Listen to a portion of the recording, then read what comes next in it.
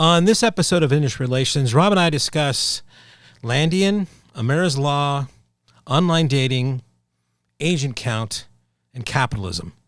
Because of course we do. Let's go.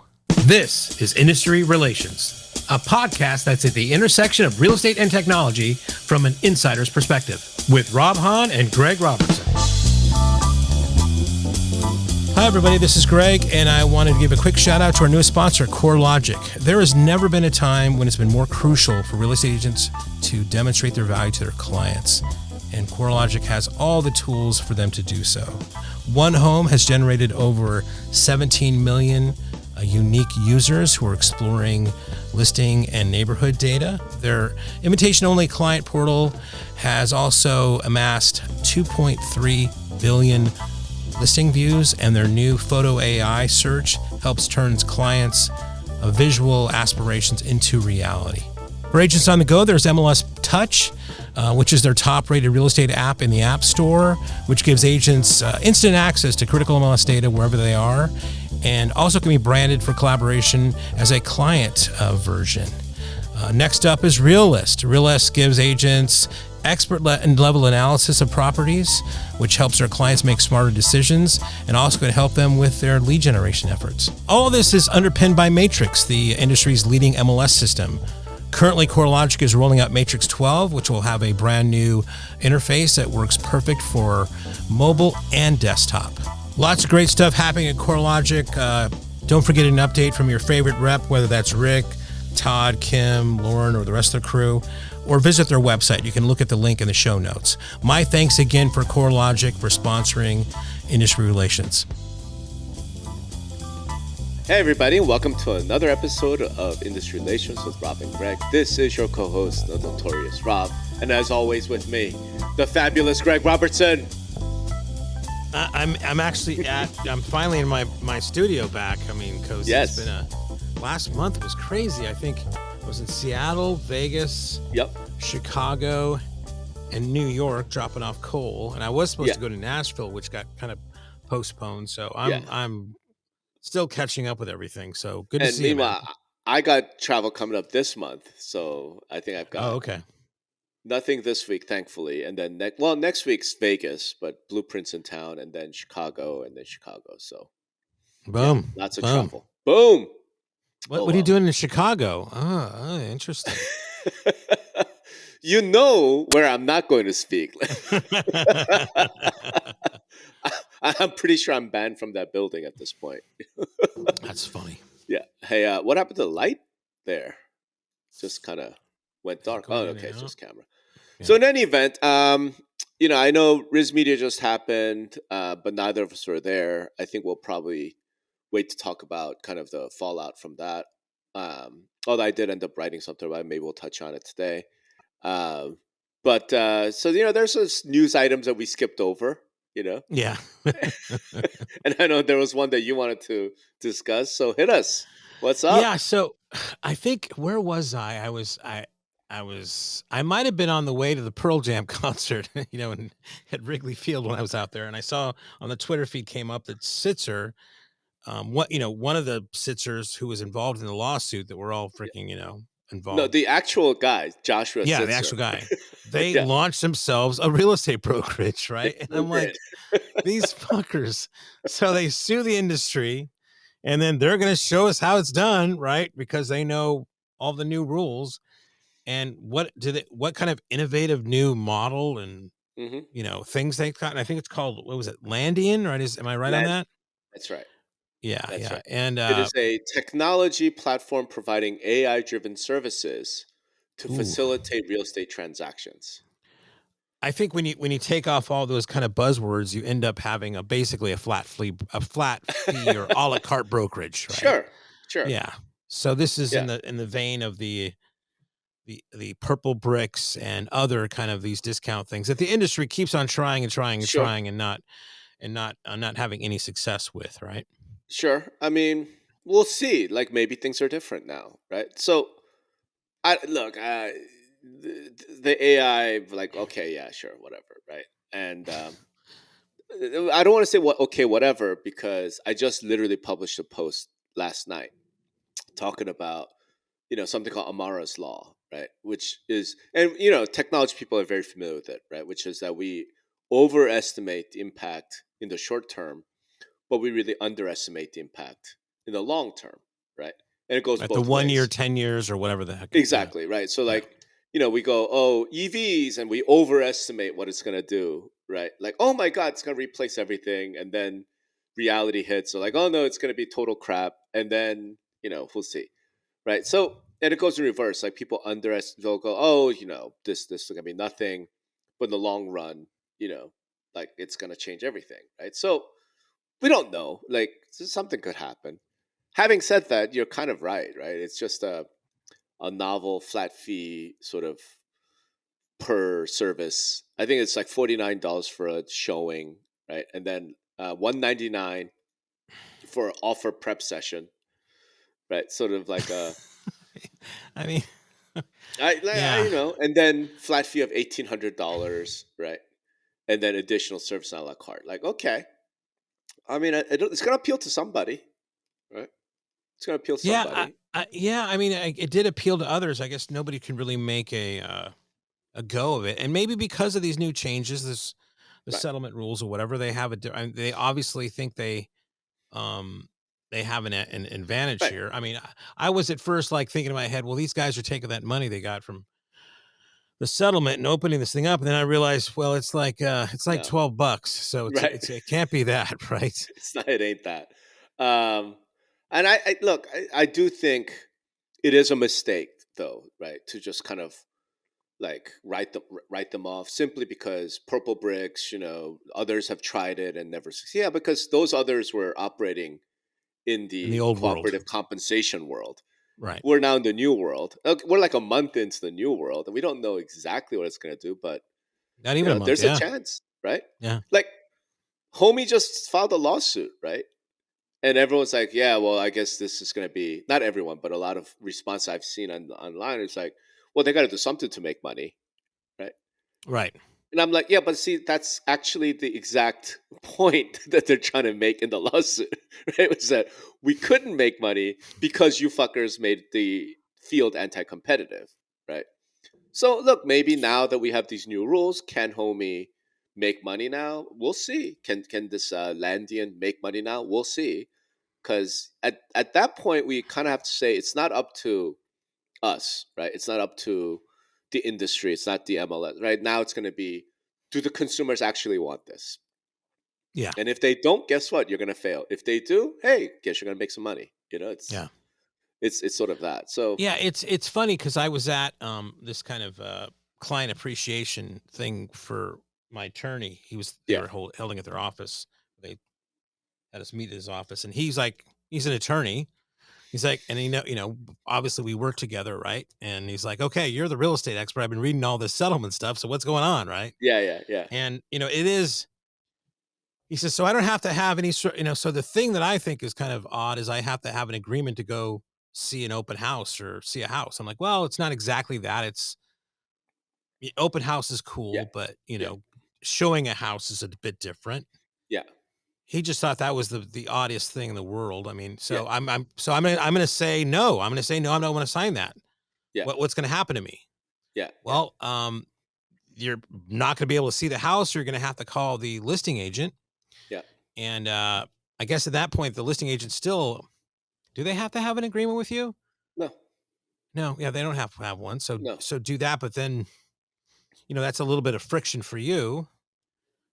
So his whole thing was just like the agreement thing, as far as the like we've been talking about, is just Yeah, a little bit odd, right? yeah. On that type of stuff, right? So I mean, the thing to keep in mind though is like, for example, in Colorado, you can't do that, yeah, yeah. So it's a right? state. I Because mean, will you see maybe like that's the remedy for this is that if it's too difficult to get it kind of washed out of that. I hate to go back on the subject because I know we go I round know, and round on this, but just real quick, yeah, maybe a remedy is having the states just pass laws to say this is bullshit. yeah. I mean, I think what basically let's put it this way: what the industry needs is a little bit more certainty, right?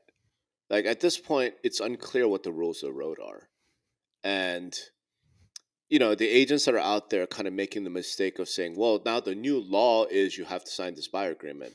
that is simply not true. It's not a law, right? It's a Yeah. settlement agreement between your private organization, trade association, and a group of plaintiffs, Yeah. right? Yeah. That's not the law. Yeah. Colorado is the law, right? Because Yeah. that's like the real estate commission saying, here's what our laws require, right? Yeah. And no, you do not have to have this piece of paper, right? You just don't. Yeah. I mean, that goes back to what you're saying of like, I think we don't know. I mean, like you said, we kind of underestimate or overestimate what happens in the short term, hmm then underestimate what happens in the long term, right? So, I mean, Right. what musings do you have there about that? Well, I mean, I think so. It's kind of related. This settlement agreement, I don't believe, right, was the optimal way. Like if we were to go back, let's say 5 years, right, and say, hey, so let's say we all agree there's a problem, which we don't. Like we know NAR thinks no, compensation is amazing, but let's assume for whatever reason we say there's a problem. What new system should we invent? Right. I don't think we would have had a bunch of lawyers sitting in a room, right, trying to No. figure that out, right? No, hammering it out. Especially probably last. I mean, I've been in settlement talks, and Yeah, it's like you want to go home, yeah, right? yeah. I'm done. There's a chance this can be done tonight. Okay, Yeah. whatever. Right. And their objective is really different. I mean, their objective simply is like, okay, how do we stop suing each other, right? Right. So that's probably not the way we would have done it. The way I kind of see it is, it's probably the starting point at this juncture, right? And the next step then would be for, I don't know, maybe it's government, maybe it's regulators, maybe it's industry, maybe it's a mix, right? Of saying, okay, what is it we're trying to achieve? What's the best way of getting there? Right. I have opinions about that. Like, and you and I have debated about it, argued about it. I think it's probably before you submit an offer, you should Yeah. have something. But maybe other people feel differently, right? Maybe we'll come up with some other thing. But we haven't had that, right? Are we going to have that in light of this? Maybe. Maybe. I mean, I could see state officials maybe getting involved more. It's like, hey, like we have all this stuff going on, but this is just a private trade association. They're about to lose a bunch of members. There was an Inman article from a broker in Massachusetts who just published it like yesterday, right? How, she's an independent broker. She's not part of NAR. Well, in those type of scenarios, maybe it is up to the state to come in and say, hey, here's kind of how we want it done in Massachusetts. Right. That's now they don't work that fast. So, you know, I think it's going to be a while. Having said that, what that means then is like in the short term, and I don't know how to define that. Let's say next 15 months, something like that. So let's say end of next year. Okay. I sort of consider that kind of short term, I don't think we really are going to know, right? Now we're going to start getting signals back from the marketplace, right? But let's put it this way, 5 years out, 10 years out, do we think everything's going to be the way they are today, right? In 2034? I don't think so, right? Do you? Yeah. So when you think of it that way, everything's going to be different 10 years out. Nothing is really going to be different right now, So then what you have to think about is like, okay, what's the gap between nothing is different right now to everything's going to be different in 2034? And that's really hard to do. Yeah. That's No, really I mean, hard to do. it's hard for humans to do that, right? Correct. I think was what part of the argument or that Correct. that thing there. And what I try to think about is, I mean, again, I always say this, but I relate everything to software, right? hmm And Dan and I have been working with a few companies now, just the founders of those things. And what the founders don't get is, and Dan and I being, most of our adult life is building software companies or running software Right. companies, is that your app, your program, your software application is not going to, you won't even recognize it 2 years from now. Sure. And you try to get them out of their head of like, you want to make everything what you call perfect now, but you're not going to recognize the app a year or 2 years from now. So hmm get it out there, get feedback and iterate and go on. Right. But, to like, not, make it perfect. It's not going to be perfect. Nobody's ever used the damn thing anymore. Nobody's ever operated under these restrictions or these challenges or these new, rules, right? So we don't know we don't know yet, right? So there's Mm-hmm. going to be somebody that's going to find a way of, if I connect this and this and this, that's going to be a model that people, and I'm going to charge this, Mm-hmm. because some sort of compensation is going to be there, or the way they present it is going to be different. Maybe it's going to be, well, they change themselves to be a financial officer, and that's part. I mean, you don't know what's going to morph. This is all going to morph into what this is going to kind of force the hand to do, right? So, Right. um, and that's what I think. That's why what you're saying is like it's impossible to know that in the Right. short term, and it's Right. just going to keep morphing and morphing and morphing until somebody comes. There's going to be a new sort of business, a new Right. sort of model out there, right? Now, having said that, so I just wrote a post about this. What I do think is useful. I'm not saying it's like Nostradamus predictions, right? What I do think is somewhat useful, though, is what I like to call going back to first principles and arguing from first principles, Right. right? Okay. So, I guess an example I'm trying to think of an example like online dating, impact of online dating, right? Right. So I kind of included that. I mean, online dating came into being when I was still single. I think I was like in college when Match.com was launched. No, I was after college, just like law school, right? Because the internet didn't really hit until like 1998 timeframe, right? And I remember early on, the idea was like, who the hell like would go online to meet girls? Like, so the early dating sites were all seen as like bunch of loser dudes, who had Right. like no social skills. And everyone was like, this is never gonna work out, this is never gonna, right? But even back then, I think there were people who were just looking at like things that don't change. Like human nature doesn't change. Like fine, we have computers, we have the internet, we have like we're still kind of hairless monkeys, like we're not that different from people 10,000 years ago, right? Like we're just not. And it takes a lot longer, I think, for evolution to sort of take hold, you know? Well, Um, it's like that meme that's out there. Like, it used to be, don't get in cars with strangers, right, don't to right, talk to anybody on the internet, right? right, And now it's like every right, model's right. breaking every kind of thing our parents told us what not to do, right? Yeah, but like because those appeal to different. So anyway, I'm saying like I try to focus on things that don't change, right? Like making assumptions that I think are reasonable to make, right? So they are things like human nature hasn't changed, right? So the three assumptions I made for trying to think through this was human nature hasn't changed, right? Meaning people are going to be selfish, like people are going to work in their own benefit. Sure. Okay, um, that competition hasn't gone away, right? It still remains. Competition has been and was still a thing. And then the third one was what was the third one? Um, incentives matter, right? I mean, I think those. So if you go from that and then you start trying to put things together, then I think you actually have a reasonable shot of getting to some idea, right? So going back to online dating, like back then, I remember like early on, and this was way after online dating had become a bigger thing. Like there were a bunch of people talking about, well, evolutionary psychology. There's this phenomenon known as hypergamy, where women want to marry up, right? Et cetera, et cetera. And there were people predicting this is going to have this massive sociological impact, right? Because you just took dating from a geographically constrained activity to the entire world.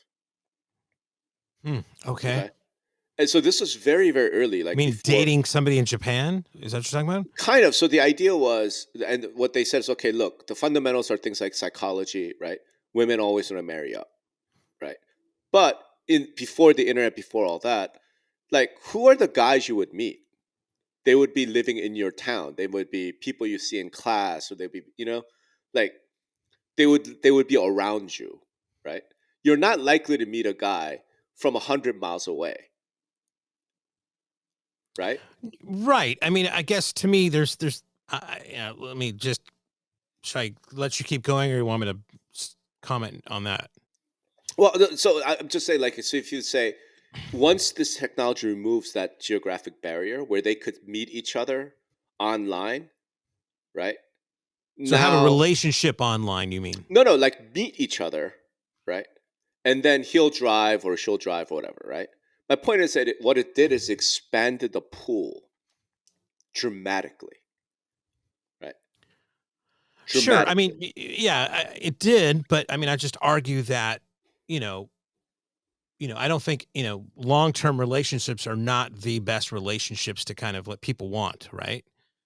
So while that is technically now more feasible that you would meet somebody outside your circle, but I mean, ideally still, if you're marrying up or, whatever you want, as far as if you want to get into a relationship, you want to be somebody that you can be with every day, right?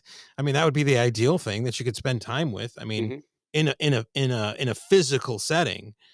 So, I think, what the latter did as far as like, with these apps nowadays is that you could basically get into sport fucking, right? Where you show up to a town, put your profile up and then start swiping and saying, okay, I'm only in town for Sure, 2 days. And sure. that could have never happened. And like, I guess you could go to bars or something, but it made it a lot easier. But I mean, Well, the so fact that's that you could actually increase the pool of people there, but I mean, the pool of people would be people that don't live next to you. And I'm not sure that's the most ideal dating situation, but go right, ahead. right. So no, I'm not trying to defend. I'm just pointing out because today in 2024, right? Hmm. One of the things that people are really starting to see the real impact is something like 30% of young men are virgins at like 21, right? Then there's this like widespread acknowledgement that a lot of young men are just really lonely. They're not dating, they're not having sex, they don't have long term. They just don't, right? And they blame a lot of it on the dating apps for sure. They Yeah. blame it on the dating apps, but my point is like 10 years ago there were people who were predicting that because Okay. what they said is when you increase the pool that much, that's great for the young woman, maybe, right? Because dating, the way it works, it's not like men are the hunters, right? Men are the ones going out and approaching women, right? And that's not gonna change. That's one of these human nature things. Like, there's no world where like the default is that women are gonna approach men and be like, "Hey, you're super cute. Let's go on it." Like, that's right. Remember, like Well, Sadie Hawkins yeah, but I dances, mean, yeah, right? but again, that is the way the apps work, though. They have to match with you, right? The woman has to, you have to say yes, and they have to say yes for that to happen, No, right? great. So But what I mean is that there the is a, approach is the man, right? yeah. Yeah. So one of the things that these early I, sort of I think thinkers, so. I mean, in this day and age, you and I might be too old that there we might might be a be. lot of girls out there that are, If so, are we're on not the seeing hunt it, as man. well. No, if Yeah. so, we're just not seeing it, right? So again, because why? This is one of those human nature things. So maybe the assumption's wrong, right? But the human nature, evolutionary psychology, the way it's evolved is women do not approach; they're the Right. prize, right? And then men have to approach and court them. And the issue with expanding the geographic is it become much harder to compete if you're a young man. Because before you're like, let's say you're in a town, right, of like 10,000 people, right? Like you're competing then against other young dudes in that town of 10,000. Okay, with online, what it means is now you're competing with not just the town, you compete with every guy in like a 2 hour driving distance, right? Right. So it's just, so it's kind of that whole thing, and people start predicting it. I'm just pointing out that like when Match.com and this early online dating things happen, right? Two things. Number one, a lot of folks thought, "Oh my God, we're all gonna meet." Like, no, we're not. Like, the early adoption was not what sort of the people who overestimated thought. But none of us, nobody back then thought this is gonna lead to like this sociological problem of like huge chunks of young men just being like, "I can never find a girlfriend. I can never get married." Yeah, None and of I us think thought that, right? I think there's two things there. That's interesting. I mean, you ever listen to Professor Scott Galloway, Of who's course, also at NYU? Yeah. of So course. his whole thing is a couple things about that, where when they do the research, that turns out that, um, there's plenty of stuff online about this, right? Where, almost like not a distance thing, but as you say, women are looking to go up and it basically becomes a physicality thing, right? So Hmm. they're only choosing attractive young men, Yeah, right? Which is, so it means 10% of people on yeah. Tinder, on Match or whatever, they're getting the bulk of all the women out Yeah. there. Yeah. The other men, where they might be a charming, have a great personal, Yep. personality and very funny to talk to, are not getting that They're not thing. getting So the it's making matches. a lot of Right. young men are not getting those matches, right? And Right. that's causing a lot of this kind of despair. There's That's also right. another meme where a girl on TikTok, or it was Instagram, I think I saw it, where a friend of hers, was a guy, was lamenting about this. Like, you're doing the whole thing wrong. Like, can I take over your account, and I'll make sure you get some dates. And she's like, and he's like a 6, she said, but a really great guy, right? Makes good money, but physically a Yep. 6, Yep. right? Yep. Yep. And slim, but a 6, right?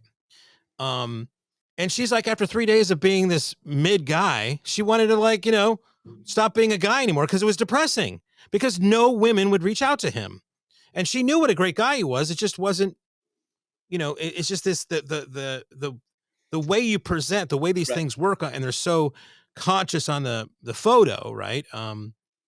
It doesn't really, Yeah. it doesn't So let really me kind bring of it come back to through. kind of real estate and Okay. what we were starting to talk about, which Yeah. so I'm just pointing out like that as an example of, if you focus on things like human nature, hypergamy, evolutionary psychology, these fundamental first principles, you could have made some predictions that ended up being more or less true. Right. So I'm just trying to do the same thing with kind of this big change we just had. Right. It's a big change. However, we're a month in, right? And at least based on like social media and emails and things that I'm seeing, nothing much has changed. Right? I don't think we're seeing this like major impact right away. Right. In other words, it isn't as if every buyer out there is, questioning the hell out of their buyer agents. Like, I'm not signing that. Like, it's just, we're not seeing that. Right. Like, we're not seeing this flood of, agents just going on posting compensation on the websites. It's just like business as usual, just kind of like not that big a deal, right? And Nature this, finds a way.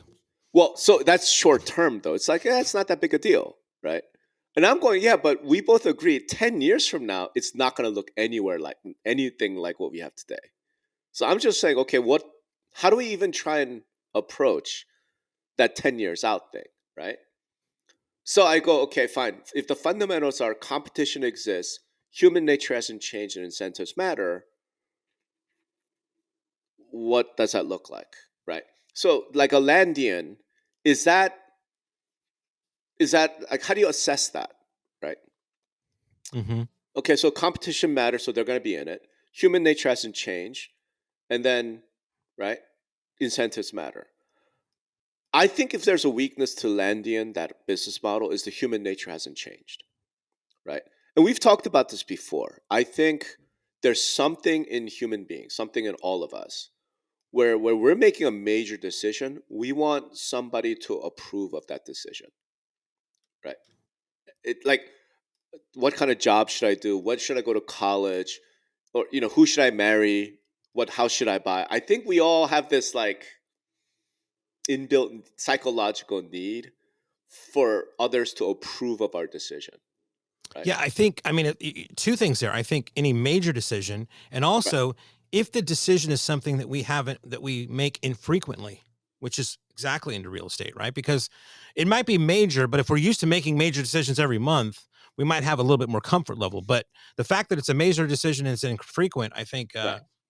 really goes to what you're saying too. Right. So I've always said, one of the biggest interesting things about real estate agents is, I don't like, let me put it this way.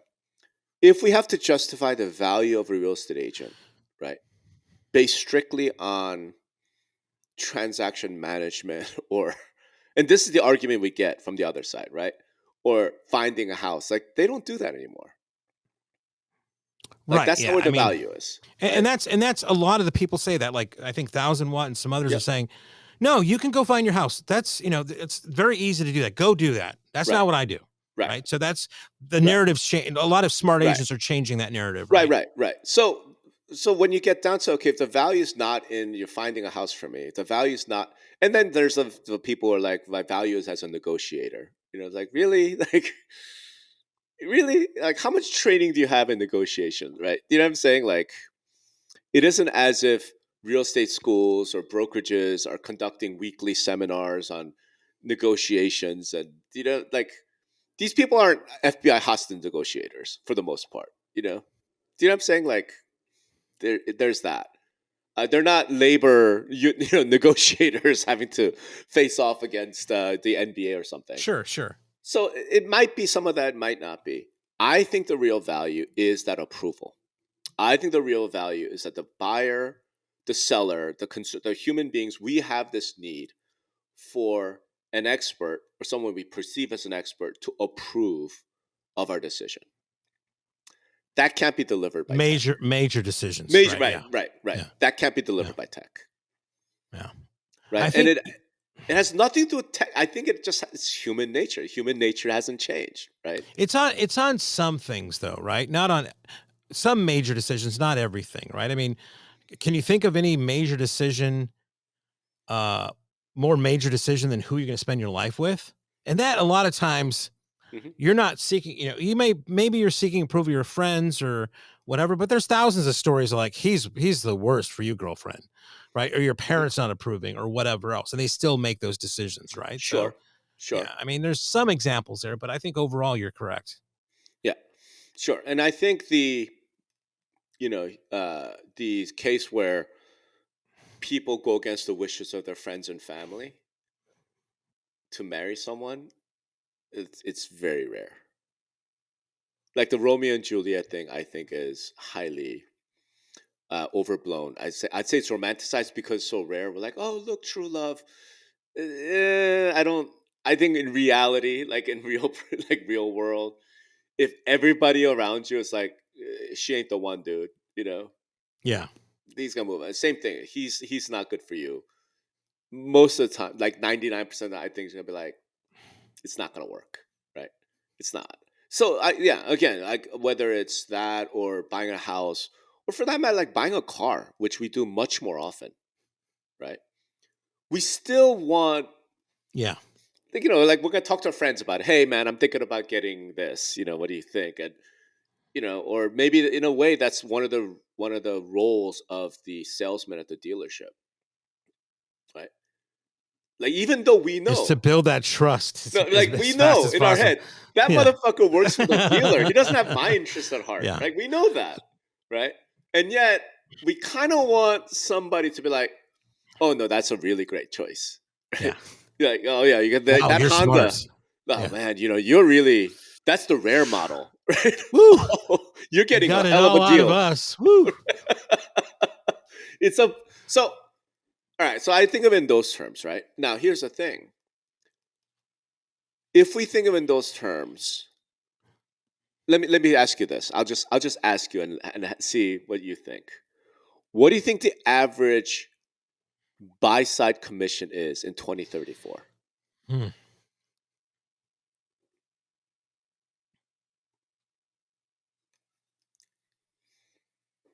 I think, first of all, we still have commission.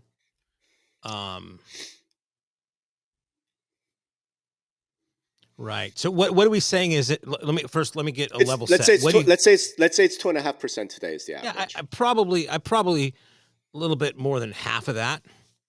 So give me a number. I think it gets compressed for sure. Okay, so why? So that's what I'm saying. Like your gut says 10 years out, the average buy side commission is gonna be, let's say 1%, 1.25%. Right?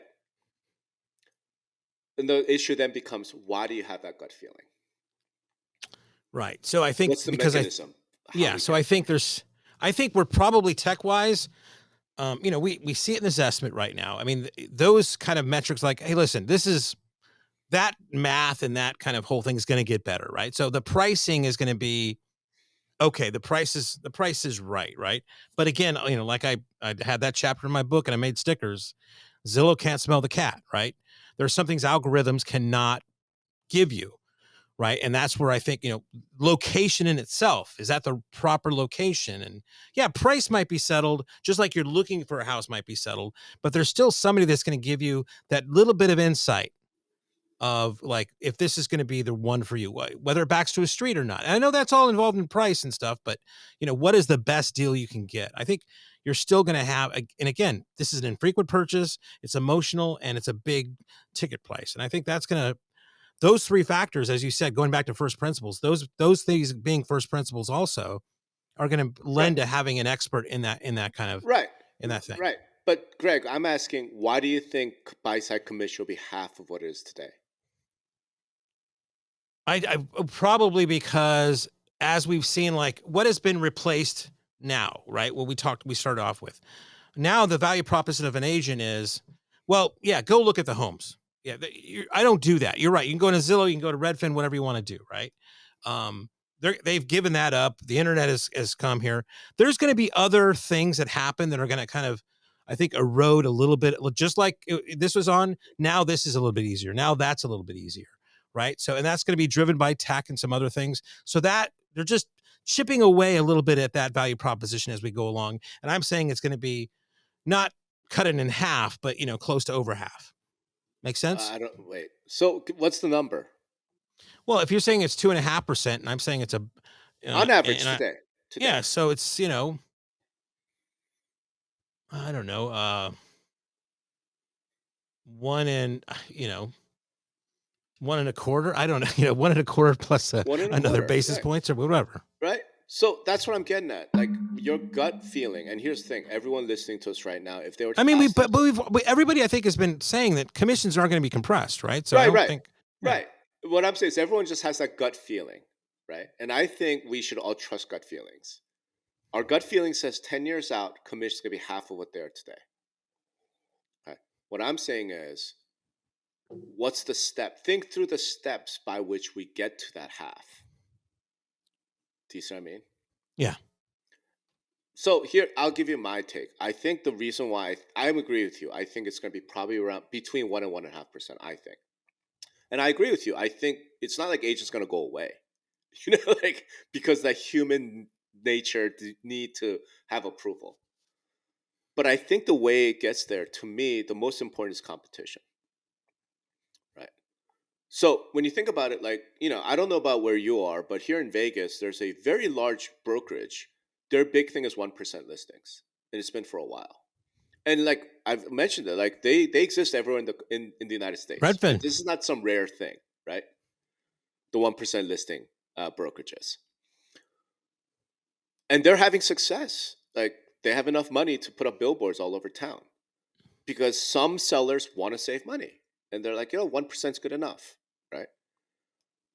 I don't see any reason why we're not going to have 1% buy side, right? Like people are like, hey, you know what? I can make enough money on 1%. Other guys are charged 2.5. I'm going to charge 1. Tech can give them efficiencies to do that for sure. That can be one of the driving factors. Right. Yeah. Right. So again, now that we're having to sign buyer agency agreements where you have to sit down and talk about here's what I'm going to do for you, here's my value, more friction. Right. Right. And then, like what? Okay, what's the compensation amount? Granted, I may not be paying it. The seller's going to offer it. We're going to put it into the offer. But what am I looking at? Right. And the agent goes 1%. I'm 1% buy side. I feel like they're going to get traction, right? I mean, again, just natural competition. Sure. I mean, just the fact that I think in the sense of what the settlement has done is it's really brought to light. Now it's out of the shadows. What actually am I paying? And it was always them paying, but now it's really front and center, right? So that is completely going to affect things for sure. Right. So is it in the next 12 months? Probably not. Right. That's what I'm getting at, right? It's going to take a little longer. But I think what we're going to see is whether it's Landian or some other guy or whoever, right? Some agents are going to go out and start experimenting and seeing what works, right?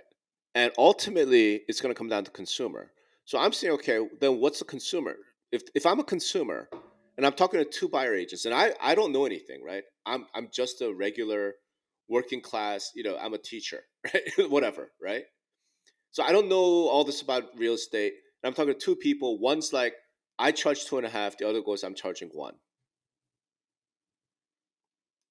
Do you know what I mean? Well, that 2.5 person is got to, convince me why they're worth that, right? So there's going to be, it is competition, right? And some people might choose a 2.5 person. Absolutely. I don't know. Right. Oh, I need the very best agent and you're the very best agent. I don't mind paying it, right? Yeah. After all, we're going to just request from the seller anyway. a lot of people are like 1% sounds good to me, right? Yeah, So sure. when you think of it those terms, it seems inevitable, like that's going to happen, right?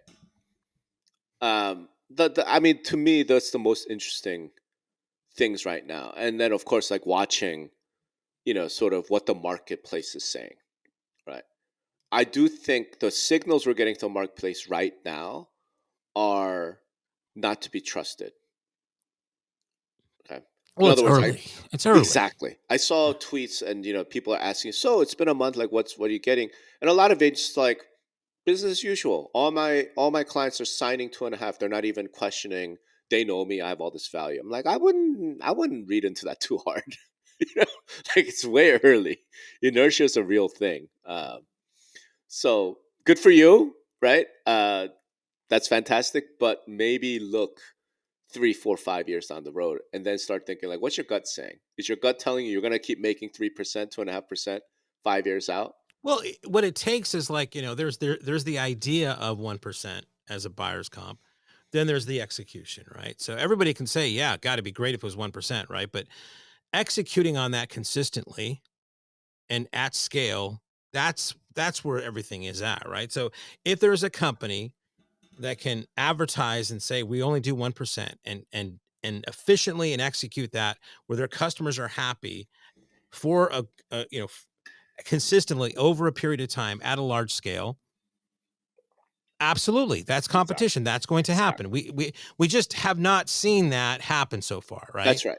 That's right. So, but if that's the game now, maybe some money will be put into this where it's like, okay, well, now we just got to change everything and execute at 1%. What is that? That's What right. does that business look like? How do we do that? What do we give up? What do we give? Right. How do we kind of do that? I mean, Right.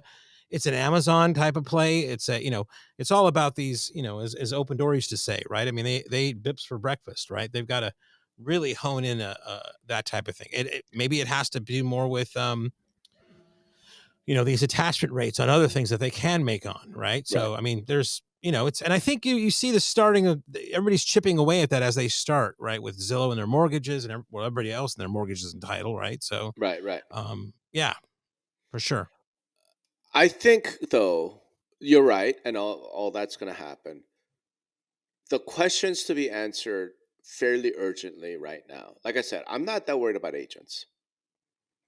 Right. There's tremendous value, human nature, right? Agents, like, you need approval. I'm not tremendous worried about agents, especially the good ones, right?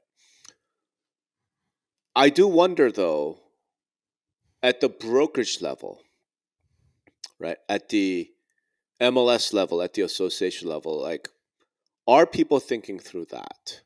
In other words, let's say you're home services, let's say Hmm. you're anywhere, and you have a particular business model that's worked for whatever, 100 years, right? If your gut is saying that the average buy side commission is going to be 1.25, 10 years out, 5 years out, can you survive? Like, do your margins support a 1.25% average commission rate? Well, we know that's, I mean, as I said, not now, not in the way they're doing business now, but there's, Correct. so you have to be thinking about what that Correct. business looks like in the future, right? Correct. Yeah. And I'm Yeah. sure they're thinking about it now, but that's how. So it's like, okay, but then what do you do? Well, what you do then has to be dictated by first principles as well, right? Like, human nature hasn't changed. Commission, competition is still a thing, right? So meaning it's not just whatever you want, right? There are going to be other brokers out there, like a Landian, who's going to be setting up competitors and trying to take your agents. Like, that's always happened. It's going to happen going forward. Okay, and then incentives matter. So what's the incentive you're creating here, right? And you got to make money, otherwise, why bother, right? Yeah. Like, this notion of just give away the store, like, I don't know if that works anymore, Yeah. right? It kind of reminds me of like used cars, right? Typically a lot of people way back in the day, it's like you trade it in when you get Yeah, another one, right? yeah, Or you sell it yourself, which is completely inconvenient, right? correct, In comes CarMax, who's executed this pretty brilliantly, right? Where, yeah, you're not going to get what you would get if you sold it yourself, right? But it's going to be super convenient for you, and we'll give you a check sure, right then and there, sure, right? So, but they had to go into that business knowing, you know, this is how we're going to operate. These are the constraints we're going to give the consumer and ourselves to make sure that this execute, at scale, right? So Hmm. it's a business model decision, and we'll kind of see what happens. Yeah, yeah. And those are kind of the. So can I expand on this, right? Yeah, yeah, yeah. Please. Yeah, because this goes into something that I wrote. So what does that mean to the industry, right? Let's say commission rates are compressed. Because I just wrote about agent count. Yeah. I don't know what it is right now, but it's like fodder for the pundits like us. And also maybe it's because a lot of brokerages and MLSs are all doing their budgeting right now. Yeah. What's the agent count going to be? I know when I left Lone Wolf and we were kind of like doing our budgeting and talking with other kind of MLSs and associations, they were planning on a kind of a 15% drop, right? Hmm. And that is not even close to have happened, right? Right. So, the Over numbers what I'm period of hearing, time? that was like what they expected. I think at that point it was at the end of 2024 Okay, got it. or Okay. or, Yeah. or 23, right? Yeah. Um, and now I'm hearing maybe in the neighborhood of 10, right? Well, the real number is like somewhere like I think it's like 2.89%, Hmm. right? So it's really way lower than everybody. It's Yeah. way lower than anybody thought, and like. So let's say commissions get compressed. What does that mean, right? I Hmm. started thinking about this, and I was listening to our friends over at Keith and James, and Yeah. Keith kind of matches my my thoughts on this. And to be honest, I'm not sure if I heard this from Keith first or I thought of it first. So full disclosure, but Yeah. Yeah. there's kind of three bands there, right? There's like I think the top 10 or 20% are top producers. They're just there's too much money involved. They got processes, they got things. They're just moving. They don't Yep. give a shit, right? Yep. They're staying. There's the part that I call the messy middle, and those are people that like that's their job as real estate. They need to do deals in order to put food on the table, right? Yeah. They're full-timers, full-time agents, right? Yeah. And that's maybe 20%, 20 to Okay. 20%, 10 to 20 to 30%, right? Yeah. And then there's the bottom, like, basically 60 to 80%, which are part-timers. Yep. And, if they do a deal, hey, they can, do new carpet in the house, or they can Right. Right. go on a vacation to Maui, right? Depending on, maybe they sell one house, maybe they sell two, but Right. like their husband or their wife is the main income Right. earner. Right. This gives them a little bit of purpose. And in all three instances, it's relatively cheap, Right. right? So what I think is that who's really at risk here are the messy middle, Of where it's course. like, you know what? Inventory is so low, it's so hard to get a deal. I'm just gonna have to get a 9 to 5 job. Yeah. Right. So that's still, only 20% of the market, maybe, or 30%, whatever. I mean, you could, but even then, and then I thought about that again more. It's like, would they stop getting their real estate license? I mean, they'd still need access to the forms and the MLS. Right. So maybe even they got another job, they'd probably keep it. So that's kind of, and then the bottom, like the 80% who are just part timers, that's what they're in. That's why they're in there. It's not like they're relying on any income, really. It's just it's additive to whatever their main income earner is making, right? Hmm. So, and it's Hmm. relatively cheap to keep in there. So, which led me to the conclusion again, and I think you're right here. It's like short term, but I mean, in the foreseeable future, as far as humans think, I don't see agent count going down that much. I just don't. So if you're in the business of a per agent per month model, or you're relying on the number, now not transactions is a different thing. If you're charging per transactions, it's a whole other subject, right? But if you're in the business of a per agent, or agent count, I think you're in the foreseeable future. I don't see that really dipping that much. I kind of agree with you, but so let's be clear about what we're saying, though. What we're saying is agent count is not going to drop because the cost of being an agent is so low. Yeah, and then again, remember, this is also a churn thing. So the bar to get into being an agent is pretty low also. Right. Right. So But the like churn is, right. the new agents kind of, that actually affects that Right. as well. Right. So the point though is that the cost of becoming an agent, and then once you are licensed, then the cost of maintaining the license is so low, right, that you might as well. Yeah, I mean, maybe something falls out of the sky. Family Right. members looking to save money. You'll Right. you'll do 1% for them, right? Right. Or whatever it is, right? Yeah, Okay. whatever it is. So yeah, I suppose agent count's not going to drop. Um, which is not the same thing though as saying that SaaS companies are going to be okay.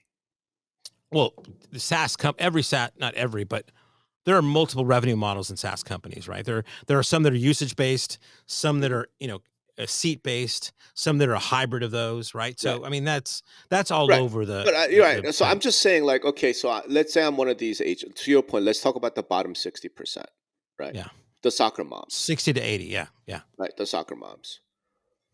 They hold on to the license. Okay, so commission compression is happening, right? It's harder to get clients because you're a soccer mom, right? Like buyer says, "I want you to help me buy this but you house." never got into it thinking I was going Correct. to average Right. 3 deals Right. a year. It's just like if it happens, it Right. happens. It just kind You of maybe falls into had your one on the lap. line to begin with, and then if anything Right. happens after that, Right. It just bonus. falls into your lap. So you say, "What the hell? It's not that expensive. I'm going to maintain it." Right. I guess my gut feeling about that is like I could see that, and maybe they pay to keep their license active. Maybe they pay for the MLS. Are they paying for a CRM system? No. Probably not, right? Do Yeah. they have an agent website? Probably not. Well, agent website, I think probably if they, that's If it's pretty free, relatively. no. There's a If lot it's of free, if it's a profile on their broker website, are they really like? I mean, you and I both have websites, right? It's not expensive, and that's maybe the right. way to think about it, right? Like I'll go to GoDaddy, and I probably have 30 different URLs because it's really not Yeah. that expensive. I'd like to see what URLs you have because I've got some crazy ones too. Right? But like doesn't mean I'm gonna launch a website because once if I do that, then I gotta pay for hosting. And yeah, it's not that expensive, but it still can add up. You might get a few of those guys while they're kind of when they first get in and they're kind of Sure. excited about it, right? But Sure. over time that's probably going to wane, Right, correct? right. And then when the renewal time comes up, they're like, Yeah, do I really spend this? yeah, Right. So that's yeah. kind of what I'm getting at, right? I think they get rid of a lot of the stuff they just don't use very much. Right. Now, having said that, here's the thing. If we are saying commission compression is going to go to half, and our housing market is not healthy right now. So let's say that the new norm is going to be more like 4 million homes Oof. instead of 5 million or 5.5 million, right? I guess until Kamala somehow magically builds 3 million homes and whatever. Like, who the hell knows? Well, it's a lot of boomers need to die too, so Yeah, it's so who the hell knows? But like on the current thing, it's like 4 million homes at half the commission rate. Boy, that's a lot of companies have to change their business model. That's what I'm getting at. yeah, Right. sure. And now But again, that's again an execution thing, right? So it is an you know, execution thing, right? But so to your yeah, point, that it's these are the like, new realities, right? yep. So prices go up a bit to handle that, and only the best products win, right? I suppose there's something I think about as well. Like maybe we should talk about this with Keith and James at some point. Talk about the top 10%, the super agents, right? Yeah, The team leaders, they're killing it. They're never leaving. You're right. I mean, and I know a yeah. bunch of those It's too people, much right? money involved. They're doing just fine. They're making millions of dollars. Like they're doing They're great. taking away because of their efficiency the people that That's right. they're making it harder That's for right. everybody else in a That's sense, right. right? That's right. What I wonder about is if commission goes to half, they have to double their production just to tread water. Well, no. I mean, again, so yeah, you're correct in some. That is one avenue. I mean, Right? mathematically, I'm just saying. Like if I'm That's doing, no. But if but right, again, what are they selling? Right? If they only have one thing to sell, you're absolutely correct. okay. Right? But if they have other products and services to What an sell, agent? What are yeah. they selling? Well, again, I mean, this is where I think a lot of the industry is going. They're realizing exactly what you talked about, which is like, in order for me to maintain this, I'm going to have to I'm gonna have to keep up this. I'm gonna have to double my production, right? Right. What you start seeing in a lot of the conversations I see and are having is that no, the model is going to turn into more of this personal finance like person, right? Who like I now have clients, and one of the things that we do is real estate, and there's going to be several products, whether they're financial or otherwise, Hmm. right? That they're going to have to add to their portfolio to make more money. They can't just rely so that the relationship they have, the trust that they've developed in the biggest asset in their life has got to turn into something. And that's where I think a lot of people, like, that's milestones or whatever they're called now. Yeah.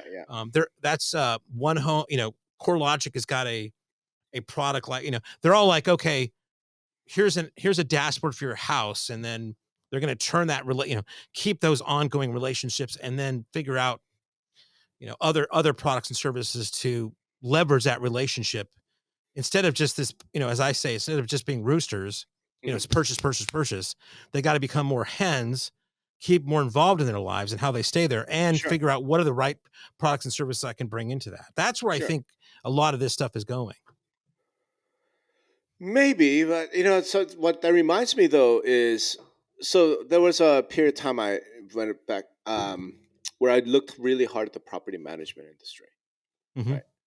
And there was always this thing like, well, it's the same, like real estate agents can do property management. Yeah.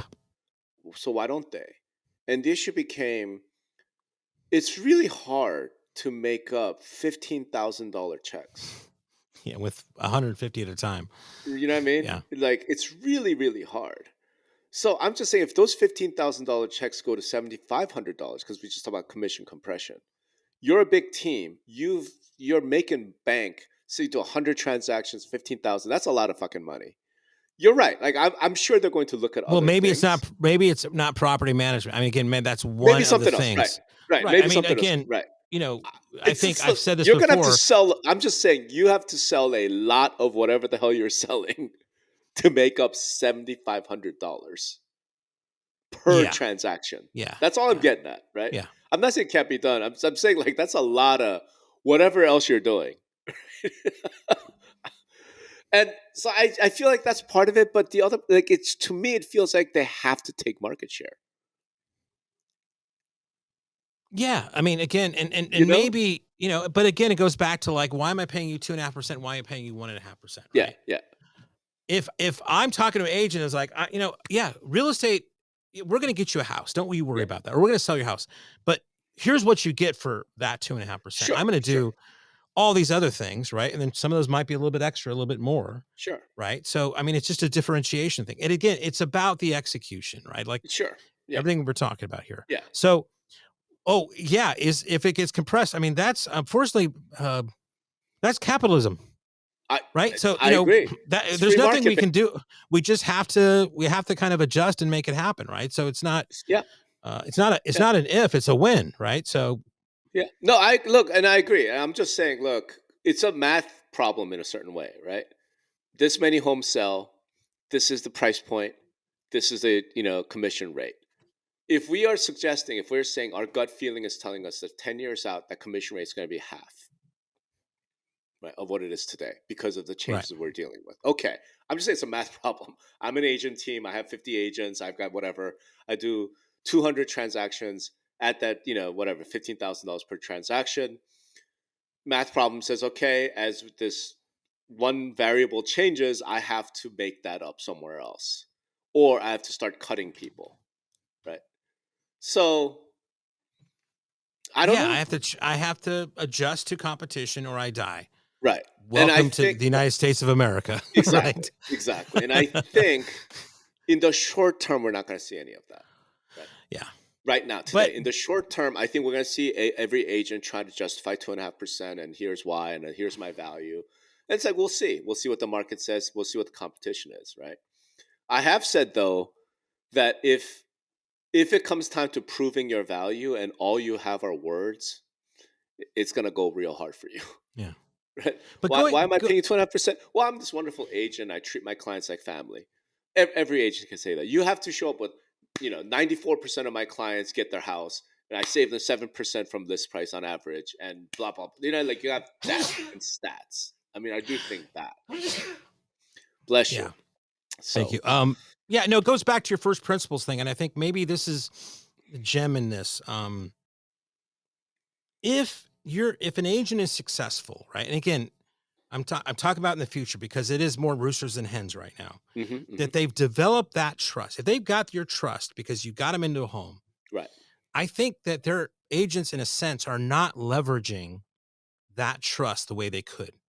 They're just Sure. I'm out. I'm on to the next one, right? So Sure. the agents that can realize, okay, I've got this family's trust. What else can I provide this family to make their lives better? Right. Now that they trust me, that I can also will benefit me. And that, to me, there's that if I'm going to say anything here, I think it's that, that trust that they've developed, I think, has been an asset they have not really leveraged before. And I think Sure. that might be part of the solution going Right. forward. And we've known that forever. I'm just saying, I can't think of the ways that you could leverage that trust that will make up for $7,500 per transaction. That's all I'm getting at. Right. Right. So, like some of the ideas I've heard are things like personal property manager. Right. In other words, like, hey, I sold you this house. Right. We have a level of trust. There's a gazillion things you have to do as a homeowner. Let me take care of that for you, right? So instead of like your hot water heater is on the fritz, instead of you having to call a plumber, you just call me, right? And I'll arrange all that. Do you know what I mean? Like almost provide like a property management type service. Well, I think keep track of whatever, right? Yeah, I've heard James kind of talk about that with his new venture, where like here's our 1.5%, what you get for 1.5%, and here's what you get for 2.5%, right? And so you tell me what you want to do, right? So he's going to give options and then try to move as many people over to that, right? Yeah, and we'll see what people want to do. I'm just pointing out like that every new business model other than sales, if commissions go to half, it's very hard to make up that amount of money. That's all I'm saying. Yeah. I'm not saying it can't be done. I'm not saying agents shouldn't try. They should. They should diversify. They should try all sorts of things. I'm just looking at the numbers. I'm like, well, you're falling in your own trap though right now, where you can't see in the next 12, 15 months what products and services can make up that 75. That's right. But we know. We don't know. We know that we don't know what's going to happen. You're exactly right. You're exactly. No, I retract my statement. We don't know. We'll see. However, here's the big valuable takeaway, I think, and let's wrap with this, right? I think everyone listening should go through the Excel we just did. What does your gut tell you about what average commission rates will be 5 years out, 10 years out? Gut feeling. You don't have to justify it. Okay. And then act accordingly. Well, not just act according. I think it's really worthwhile thinking through how will rates get to that, right? Like you have a gut feeling that says rates are going to 1.5. Okay, like think through like what commission rates, right, where that's going to happen, right? And as you're doing that, I would say go back on first principles. Competition will exist. Human nature hasn't changed, right? Incentives matter, right? And I think smart agents and brokers are going to be able to figure out, okay, given that, here's what I think is going to happen. And therefore, here's then how I need to respond to that. Here's how I need to react based on those first principles. So I don't know if it was useful for anybody. I don't know if it's fun. Maybe it would have been better off keep talking about online dating as a couple of Gen X old guys who don't listen. don't date. I've been pitching your app to a lot of people, and I think we got to quit this real estate stuff. We do. Let's just build that damn thing, man. I know. All right. Hey, thanks everybody for listening, and we'll see you next time. All right, ciao.